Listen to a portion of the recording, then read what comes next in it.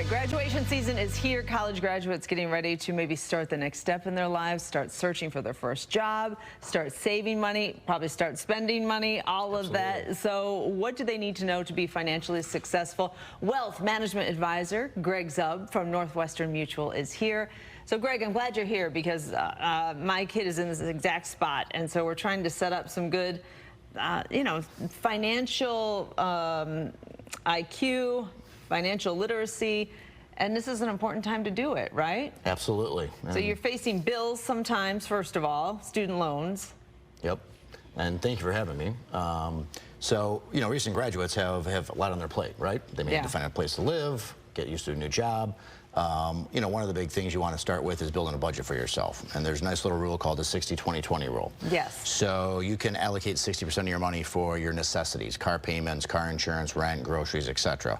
20% for savings, and then 20% for eating out, fun, whatever you want to do with your discretionary money. And it's not something you have to save or spend the 20%, but you want to allocate. 60 goes towards, is 60 your savings and your living expenses? That would just be your necessities, right? Necessities. So your rent, your car payment, your car insurance, groceries, stuff that you need, oh, right. 20 to survive. Is your savings. Absolutely. Now, are you, and I know you're getting into your 401k if your new job offers it as soon as possible, right? Yep. What about, I see a lot of people online giving advice to young people about investing in a Roth RIA as soon as you can. That's definitely an option. I mean, one of the big things is you don't want to only save for the long term. For retirement, right? So you have to build an emergency fund too, liquidity. Because what if you have a medical issue that pops up and you've got a deductible you have to deal with? Or if you happen to own a home, if you have a furnace that goes, or air conditioner, or something that's significant that you have to replace. So you need to build your liquidity, your emergency fund, but it's not just an emergency fund. It's also for opportunities.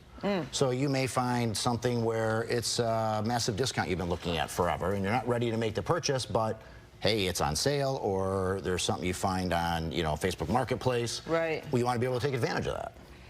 And so, and that's all part of your, when you talk about an emergency fund, and I know this varies for different people, but how much should that be? Is there a number on that? So it's a variable question, right? If you're single income, you want at least 6 months of liquid savings. Some people feel more comfortable at 12 months. If you've got dual income, 6 months is probably more than adequate. Okay. It's always variable, but when I talk about savings, I'm talking about if you didn't have a paycheck for 6 months, can you cover everything? Okay. And that's your liquidity, that's your savings, that's your, oh no, it's the worst case scenario just happened and yet we're gonna be okay. Gotcha, okay. So 6 months, I can live 6 months the same way I'm living with this emergency with no money fund. coming in, right? What are some of the mistakes that I see when I look around at this age group, these Gen Zers, if you will? They do have high expectations. They're drinking fancy drinks. They're going to nice dinners. they're wearing very nice clothes, driving nice cars, perhaps.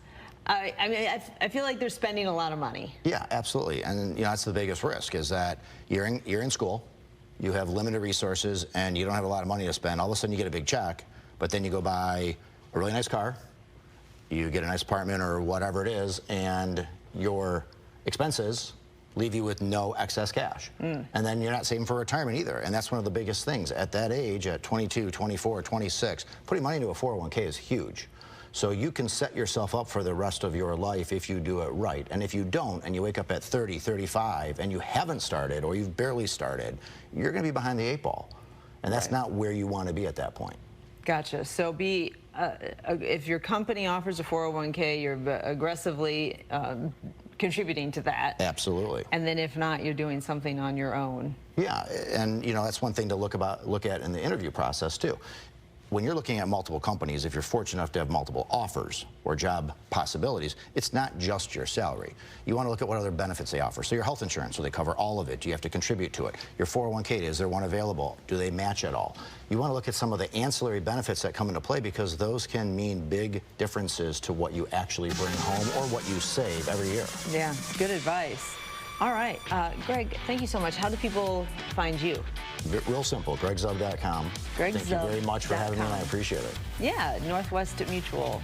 Thank you for coming in. We can always learn more, no matter at what stage we're in life. Absolutely. There's a lot to be learned.